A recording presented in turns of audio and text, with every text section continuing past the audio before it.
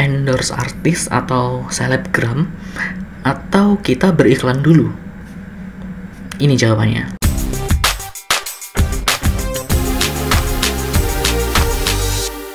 Halo teman-teman, selamat datang di Mari Berkarya. Kali ini aku akan membahas lebih baik mana kita endorse dulu, endorse artis atau influencer atau selebgram, atau kita itu beriklan di Facebook atau Google untuk kita bisa merich banyak sekali customer.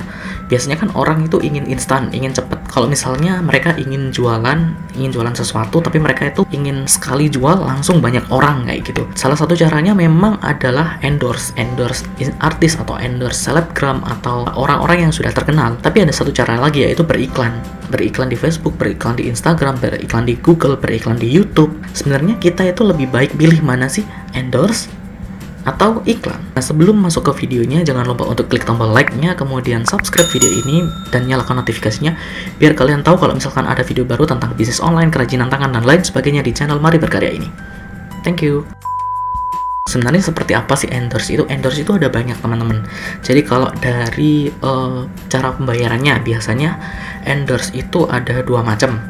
Yang pertama itu kita membayar uang ke mereka agar mereka itu melakukan sesuatu yang kita inginkan. Contohnya mereka membuat video atau mereka mempromosikan produk kita. Atau kalau misalkan produk kita itu bernilai besar, kita tidak perlu membayar mereka, tapi kita cukup memberikan mereka produk dan biarkan mereka mereview produk tersebut atau memposting sesuatu di sosial medianya tentang produk tersebut. Kalau sistem pembayaran ini terserah kalian mau pakai yang mana. Kalau misalkan memang barang kalian itu nilainya besar, cukup besar, contohnya kayak misalkan laptop atau handphone atau PC atau motor, mobil dan sebagainya, itu mungkin kalian bisa pakai cara yang kedua, yaitu kalian berikan barangnya saja. Tapi kalau misalkan nilai produk kalian itu kecil dan nilai endorse itu besar, misalkan produk kalian harganya cuma puluhan ribu atau ratusan ribu, sedangkan harga endorse itu mungkin rata-rata sekitar 2 jutaan sampai mungkin puluhan juta untuk sekali posting. Nah kayak gitu, itu berarti kalian harus membayar fee. Nah kemudian cara untuk pembuatan videonya juga ada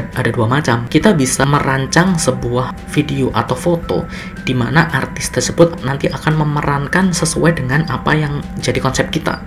Jadi apa yang sudah kita rencanakan, mereka tinggal memainkan saja, tinggal memerankan saja. Atau yang kedua, kita bebaskan mereka untuk berkreasi. Jadi terserah artisnya atau endorsernya, mereka mau ngapain aja. Yang penting kita punya produk kayak gini, kita jelasin produknya kayak gimana, kemudian tinggal mereka yang bikin kontennya. Memang cukup ribet sih endorsement ini, karena kita create konten. Lebih gampang kalau misalkan kita mengiklankan, tinggal kita membayar biaya iklannya. Kalau misalkan iklan di konvensional, katakanlah di billboard, di TV, atau di media-media mainstream seperti koran dan sebagainya, mungkin kita akan membayar besar di awal, tapi reach-nya memang cukup banyak. Peralihan dari konvensional ke digital. Tapi market konvensional ini juga masih banyak dibandingkan dengan market digital, karena digital ini masih belum banyak orang yang tahu. Beda kalau misalkan kita beriklan di digital, contohnya kita beriklan di Facebook atau di Google atau di YouTube juga. Nah itu kita bayarnya biasanya mundur. Jadi kita lihat dulu view-nya berapa, kliknya berapa, kemudian reach yang kita dapat itu berapa, conversion rate-nya berapa, baru kita akan membayar ke mereka sesuai dengan apa yang dihasilkan, apa yang sudah terjadi. Jadi pembayarannya itu di belakang biasanya kayak gitu. Lalu lebih baik mana sih, endorse atau iklan? Nah kita bedah satu-satu. Endorse ini sudah ada marketnya atau sudah ada orangnya. Dari mana? Ya dari influencer itu atau dari artis itu. Mereka sudah punya fanbase sendiri, mereka sudah punya pengikut sendiri. Jadi kita tidak perlu nyari pengikut, tinggal kita bikin kontennya kayak gimana. Sedangkan kalau iklan kita tidak ada konten di sana. Kita tidak bisa membuat konten di iklan tersebut. Memang reach-nya banyak dan kita juga perlu mencari reach atau mencari orang-orang. Cuman enaknya kalau iklan itu kita bisa mentarget orang tertentu. Jadi contohnya nih, kalau misalnya target market kita adalah katakanlah anak-anak umur 15 sampai 20 tahun atau 15 sampai 25 tahun, kita bisa men-set targetnya kalau misalkan kita menggunakan iklan. Tapi kalau endorse kita nggak bisa ngeset. Terserah followersnya mereka umurnya berapa ya, kayak gitu. Itulah yang kita dapatkan. Tapi kalau misalkan iklan kita bisa men-set. Jadi biayanya juga nggak terlalu mahal kalau misalkan iklan. Tapi masalahnya di iklan adalah konten. Saranku adalah kalian endorse dulu. Kenapa endorse dulu?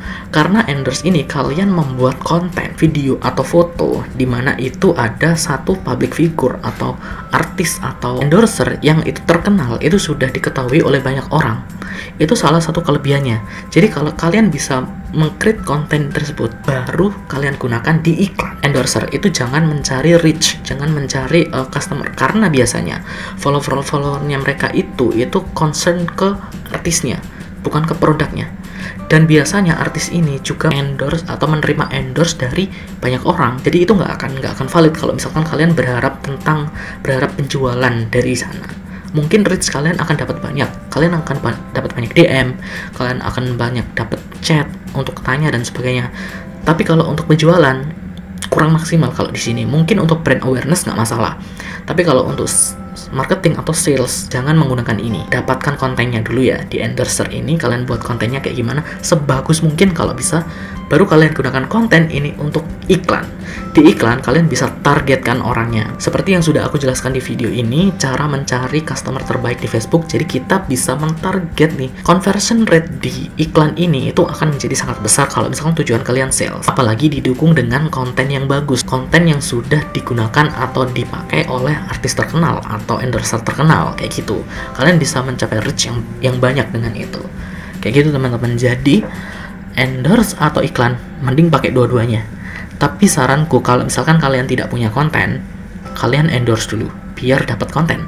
Tapi kalau misalkan kalian sudah punya konten nih, sudah banyak sekali konten, mending kalian langsung iklan kayak gitu. Karena kalau misalkan endorse, kalian itu seperti membuat konten lagi. Tergantung juga targetnya. Kalau misalkan kalian target awareness, brand awareness, kalian target orang-orang biar mengenal kalian dulu, itu endorse lebih baik. Tapi kalau kalian misalkan target ke sales, target ke penjualan, iklan lebih baik. Oke, itu saja yang bisa aku sampaikan. Endorse atau iklan tergantung dari tujuan kalian dan apa yang sudah kalian punya. Semoga kita semua bisa punya bisnis yang sukses ke depannya, yang bisa bermanfaat bagi diri sendiri, bagi orang-orang di sekitar kita, dan bagi semua orang yang ada di dunia.